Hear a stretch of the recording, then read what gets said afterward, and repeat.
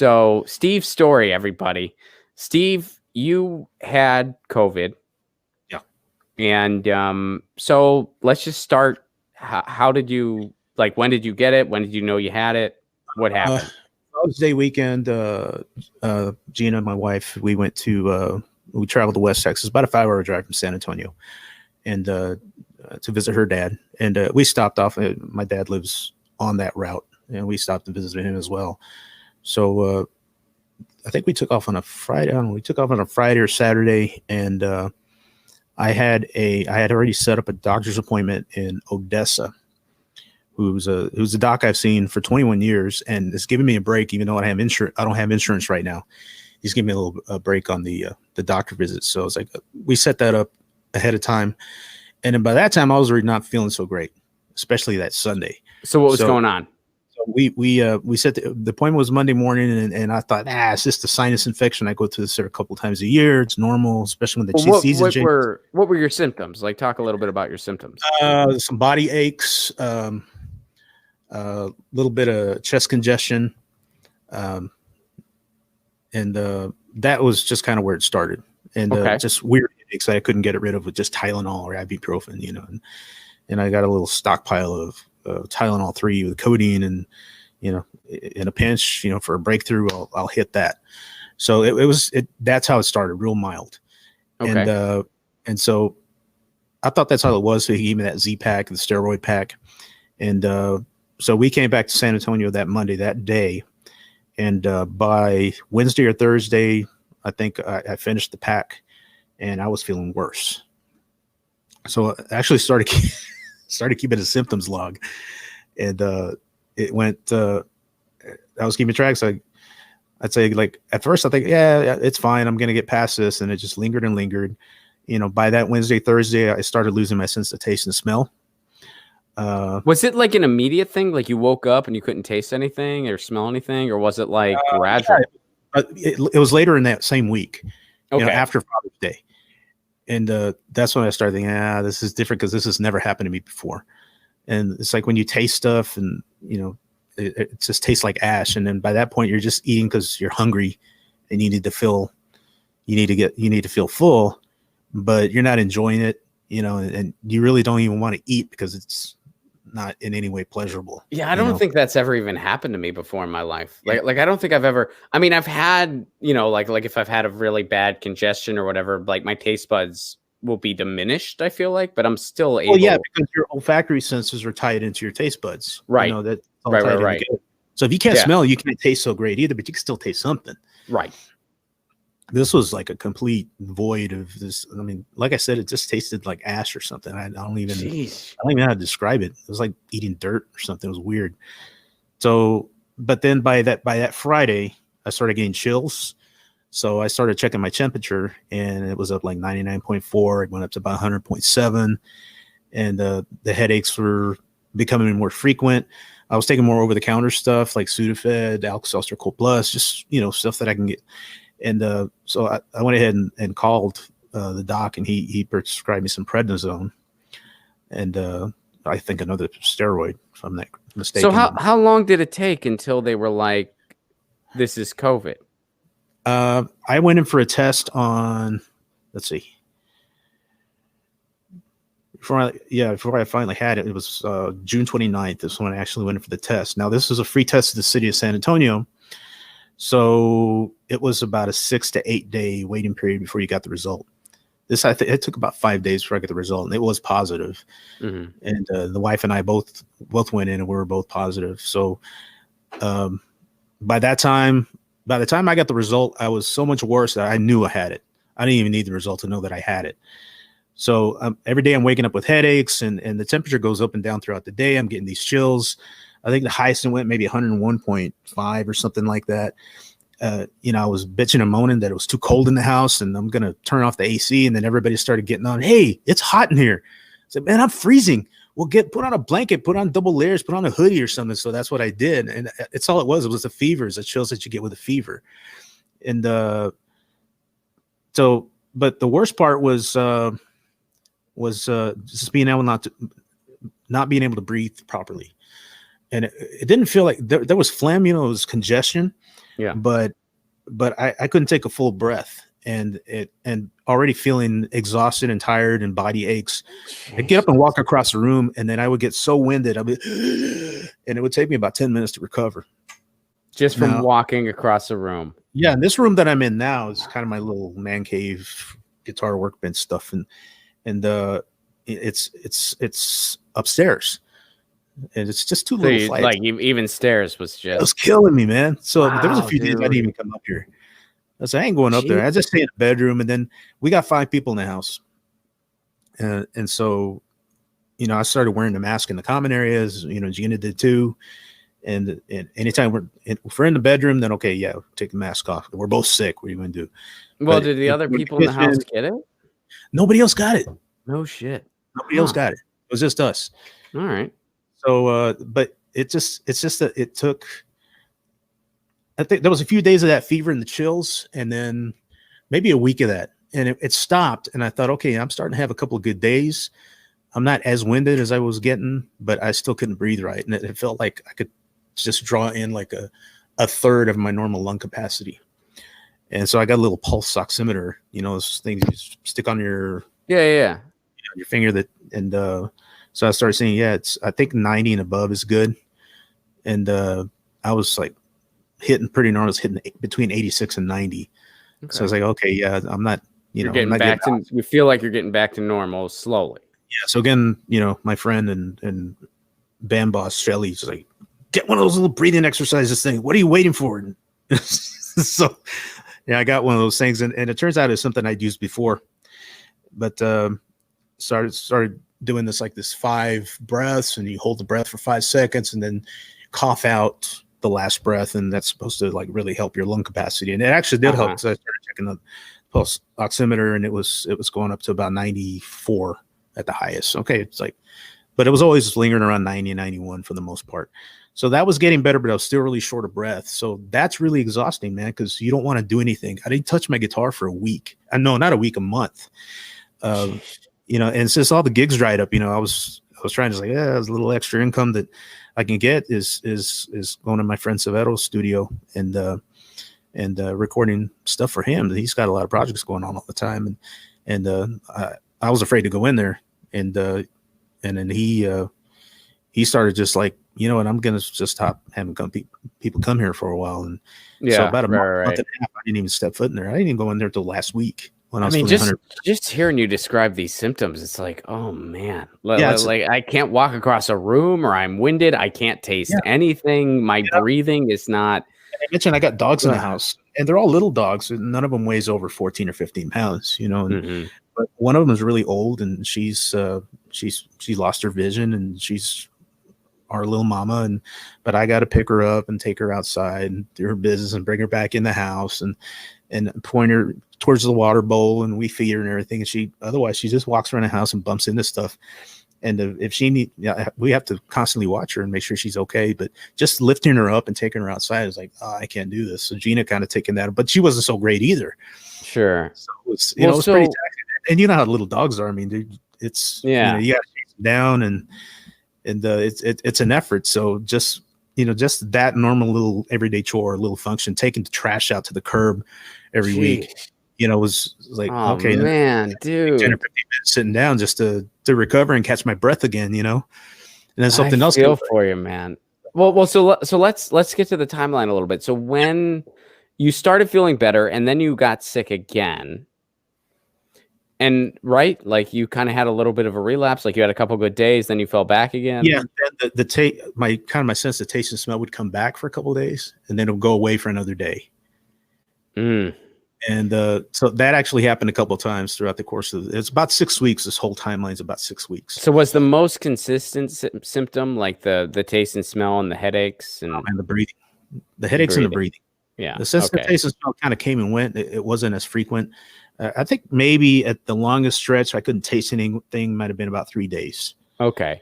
So when were you better? Like what was the total, you're doing well now, and you've been well for a while. All this crap started Father's Day, right?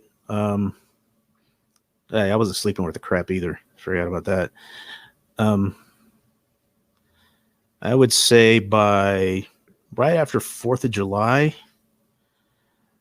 I was starting to take deeper breaths. I wasn't prone to get as winded. I was a Steve, little physical. do you always measure time in holidays, Steve? Is that like your thing? Or you're just like, hey, Ron, we got to hang out sometime in between Labor Day and the solstice. That's usually how hey, Steve, when's your birthday? It's sometime between Thanksgiving and Halloween. My birthday is New Year's Eve. Real? Oh, that's why you measure everything in holidays. Yeah. I never had a chance, man. I was screwed when I was a kid, like a week after Christmas. Come on. Yeah. I'm a December birthday. I'm not that far in though, man. I'm earlier in the month, so it wasn't so bad. But my younger kids are twins, and their birthday's on the 28th. Oh, wow. Right on. You carried on the tradition. Yeah. I'm like, you can have this now. So I'm looking at the little symptoms log to try to remember all this stuff. But so it was a solid 3 weeks that you were in bad shape. Is that about right, or is it longer? Yeah, and then by the 4th week, like all it was like, okay, the headaches stopped, the fever stopped, the congestion was better. I was breathing a little better, but that was the worst. That was the thing that lingered the longest, the breathing capacity. And at that point, I was afraid that I might have some permanent respiratory damage. Yeah, and which now. Well, that's still a valid concern. I mean, they're finding out that people who have had this thing they're probably going to potentially need. It attacks random organs too, not just your lungs. Right. It's the liver, it's the kidneys, it's all kinds of. I mean, I've got one friend's about my age, maybe a little younger, and this dude, I'm in terrible shape. This guy's in great shape, man. Works out. He's been on a respirator for I think 7 weeks now. Yeah, you hear those types of stories. Yeah. Well, and I think was it a 7-year-old that just died from it? I heard on that one. I saw something. Apparently, like the youngest person has just died from it, and I think they were like 7. 7 years old. Jeez. Yeah. So you were covered on NPR. They gave you some coverage on a piece that they did about people that don't have health insurance that are getting this thing. And that was towards the end of July when we had that conversation. Mm-hmm. And if you listen to the segment, I kind of sound like the Marlboro Man because I wasn't totally over. I was still a little husky voice, I wasn't quite over the respiratory stuff yet at that time. I had a conversation. Now I'm breathing fine. Now it's not a problem. I mean, Now I feel okay. This is how I breathed before. That's what I was worried about. It's like I'm going to be able to, and I'm not like a smoker or anything like that. I mean, there's not. Mm-hmm. I'm not worried about lung cancer or anything like that. I mean, emphysema, but I mean, that's, I imagine that's what it feels like. So what was some of I'm not even like discounting anybody that's going through much worse, having to go to the hospital. We didn't have to go to the hospital. Right. We just stayed home for weeks and weeks and weeks and tried to isolate ourselves and treat it like the flu with over-the-counter medications, and trying to, and whatever prescription medications we had, like using discount cards and using generics as much as possible. And then having to weigh whether or not, if it's something like really, really expensive, having to weigh whether or not we can do without it, And so it was scary there for a while. We didn't know what was going to happen. We didn't know maybe we would be hospitalized. But you and your wife are both doing good now. We're both perfectly fine now. Yeah, we're both really good now. Thrilled to hear it, dude. Yeah, the negative test, Oh, you tested negative too? I took a second test on, I'm looking at it right now, 7/15. I don't think that's a holiday, so chill. But yeah, on July 15th, that was my negative test. Several weeks from the 4th, I took another test. Yeah, about 2 months from Labor Day. So that's awesome. COVID fought Steve, and Steve won. Yeah, this time, one of the biggest worries we have, besides a lot of the financial considerations, is getting it again. Yeah. No, there's no guarantee you're not going to get it. I mean, there's no vaccine. Why is everybody going to school? Why are we not still in lockdown? No, there's not a vaccine. There's not a treatment that's consistent for everybody because it hits everybody differently, and everybody underestimates it. Mine was a mild case. I'm not gonna sit here and say, poor me. I mean, because we recovered and we're fine now. But if you're if you think that you're safe, if you think you can't go out without a mask, if you think that you can't maintain the social distancing thing, I mean, at the minimum, then you're playing Russian roulette. There's 2 bullets in the chamber, man. And that's why, it's still scary for us. We don't want to get it again. I don't want to go through this crap again. Yeah, I mean, dude, just maybe I'm not so lucky next time. Maybe I do end up in the hospital. Oh, listening to you describe it, yeah, I don't see why anyone would want to go through that. That sounds brutal. So let me ask you, you did the NPR segment. Now, in fairness to the anatomy of the segment, you talked to them for about 20 minutes. Yeah. They had to put out a 3-minute segment. Sure. So, no casting judgment here in this particular, for instance. He said that the reporter was very cool to you. They were very nice. That's great. Yeah, she was good. She was but cool. what's some of the stuff that you said that didn't make the air? Let's see. You're allowed to cuss here, by the way.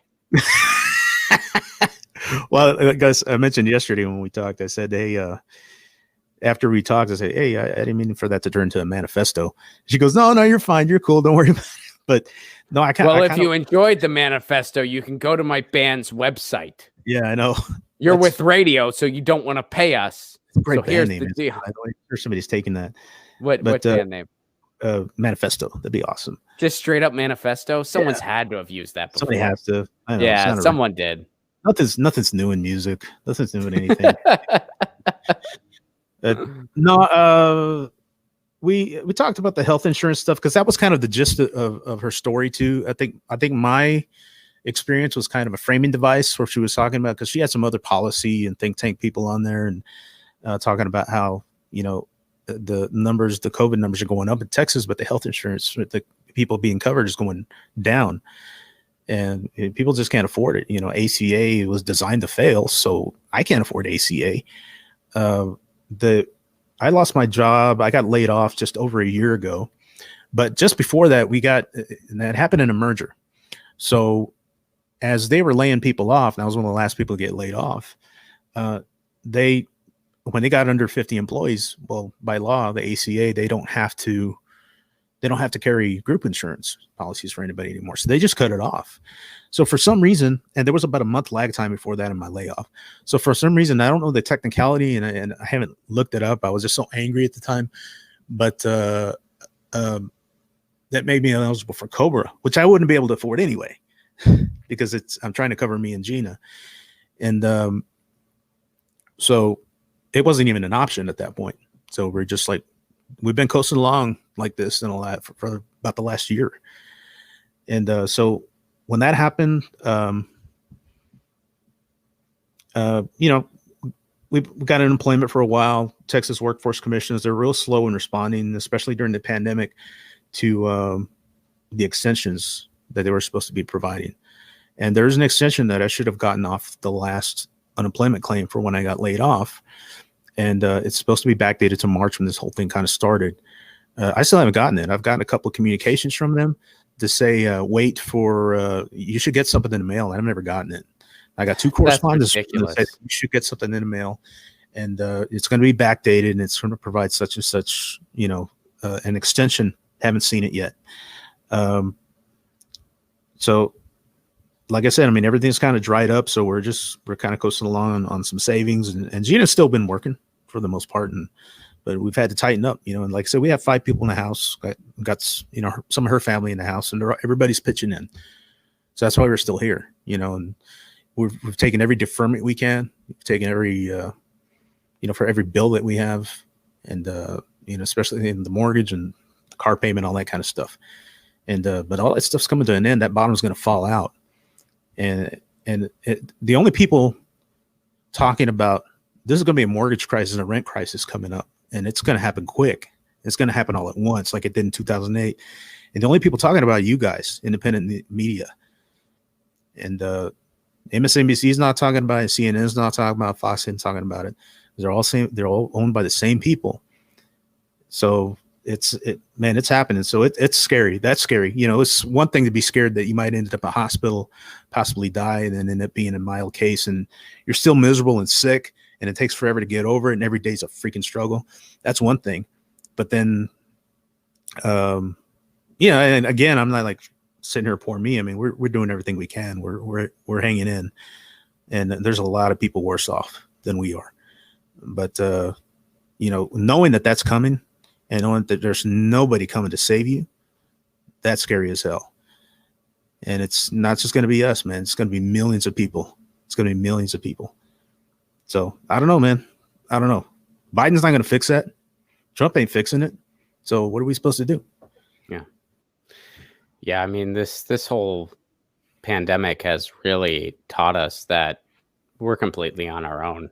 Yeah. I mean, we have a government that, I mean, like they just put it in the most blunt sense. I mean, Carlin was right. They don't give a fuck about you. No, they don't, man. They don't give a fuck about you. Yeah. This is a capitalism. This is a capitalism. Yeah.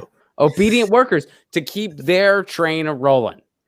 And by the way, your main priority should be keeping that train rolling. Steve, this whole time you're talking about you're worried about your wife and your family and your health. I didn't hear anything about you talking about the company that didn't get your labor because you're sick.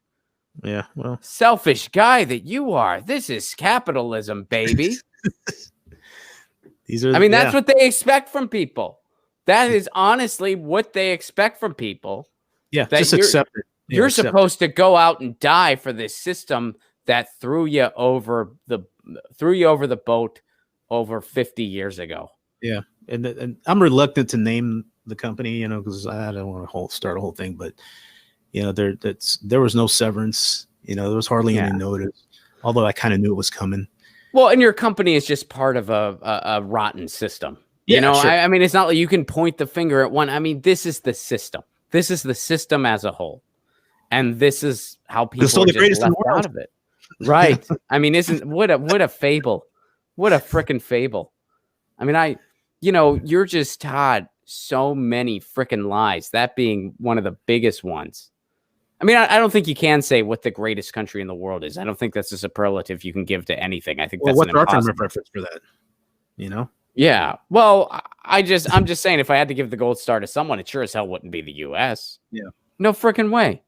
Nobody else wants us. We can't travel anywhere now. No one else wants us. No one else wants us. They're like, you guys, get your shit together. Take your shit and get it together. Well, a lot of what we talked about on the interview too, kind of getting back to what you talked, they edited some stuff, and that's fine. I understand they kind of had to work in a lot of stuff, and it was just about a 3.5 minute segment. The text of the article, there's a little bit more in there. Okay. But not much.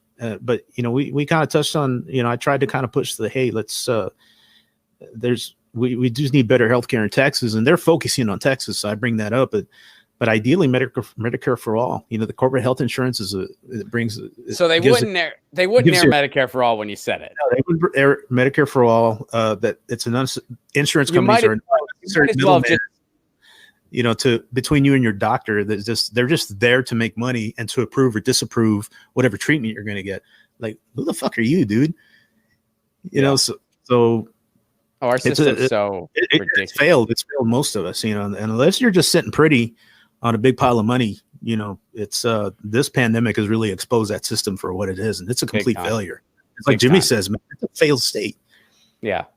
Well, we're just not. I mean, it's not even fair to call this a country at this point. It's just we're a corporation with state lines. You said to Margaret Kimberly, it's a corporation with borders. Is that what you said? Corporation with state lines. With state lines, yeah, that was good. That was funny. Thanks, man. But it's like, yeah, that's right. Well, it's funny, like they didn't air like you said Medicare for all. You might as well have just said fuck or something like that. Like that was you. Ooh, you don't say that. You don't say that. But yeah, I mean, the leaders have exposed themselves as lackeys for that corporatocracy, and San Antonio's government, the city government, they're a little better than I think most. I wouldn't call them progressives by any means, but I mean, I think they've done their best. In fact, that's the only reason I got any free testing. Most people have to pay money they don't have just to get tested. Otherwise, they just suffer through it. Like, yeah, I guess I got it. I don't know. And it got politicized so much so that people's like, well, I need a haircut, and they're storming state houses, and they're not wearing masks. And man, I go to the grocery store, and half of them people, their nose is sticking out from over the mask, or some they just have it under their chins. Like, what the hell is that doing? So, and I think I don't know if it's a state ordinance or city ordinance that you have to have a mask in all places of business now, but. That's recent in Texas? Yeah, that's recent in Texas. And nobody's because like we've had that for a while. People are still slipping by you in the aisles, and there's no social distancing going on. Oh, dude, I remember shower when I come home. Dude, I remember when this first really started going down and we were getting used to like the whole like 6 feet apart in lines. And I was in line at a grocery store. This dude was standing so close to me. Yeah. It's like, I mean, he probably, if I had shorts on, he would have been able to count my leg hairs, Joe Biden style. He would have been able, like, if he wanted to, he totally could have done it. He was standing so close to me, which is like really close line standards. In normal circumstances, you're just annoying. You're just fucking annoying when you stand way too close to people in the line. You're an annoying person. Now you're a fucking health hazard. Yeah. You've gone from just being annoying to a health hazard. Well, before the pandemic, I had to think about personal space, man. I'd have people standing like right behind, almost breathing down my neck and lying at a when you can feel them breathing. Yeah, dude, what are you doing? What is wrong with you? Why do people do that? I don't know, man. Maybe I smelled good. I don't know. What can I say? You might have. So in fairness to that person. Is that the brute that I was wearing at that? Well, there you go. So what's the worst fragrance? Now it's your fault. Old Spice. That's the worst. I don't know. What about Axe? I digress. Huh? Axe is kind of ridiculous. Oh, yeah. Do they still make that?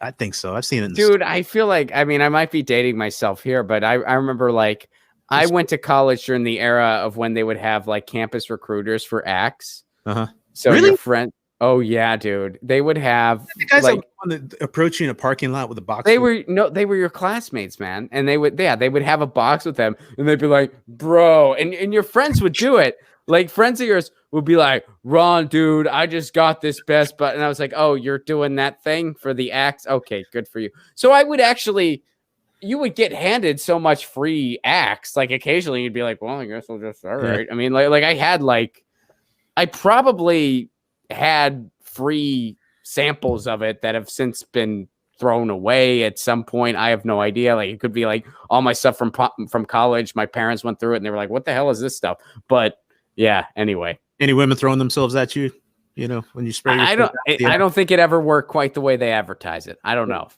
I mean, stray dogs come up wanting me to adopt them. They were like, you're a friend because of this amazing fragrance. Yes. I sprayed the Axe body spray and she just came up like purring. And I'm like, great. Yeah. They worked. No, she was a stray though. She was a stray though. Oh, good for you. Yeah, she was back in my college days. Get your news on with Ron. Don't you want to know what's going on? We're getting our news on today. Get your news on with Ron. Don't you want to know what's going on? We're getting our news on today. You can tweet me an article at Ron Placone. We'll go through it together and make it our own. Get your news